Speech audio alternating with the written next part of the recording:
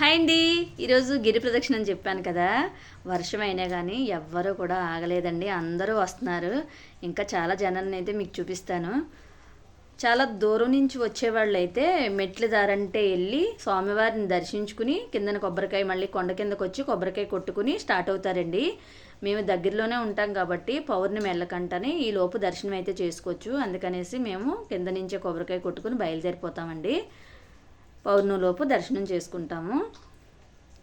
దూరం నుంచి వచ్చే వాళ్ళకి దర్శనం చేసుకోవడం అవ్వదు కదా పాపం, అందుకనేసి ముందుగా చేసేసుకుంటారండి. తిరిగేసి వచ్చే కూడా చాలామంది దర్శనం చేసుకుంటారండి. మేమైతే ఈ సంవత్సరంతో 5 ఇయర్స్ అయిందండి. మాకైతే చాలా ఆనందంగా ఉంది. ఈ వర్షంలో తడుస్తూ చేయాలంటే ఎవరికైనా సరదాగా ఉంటుంది కదండి. మేమైతే స్టార్ట్ అయిపోతున్నాము.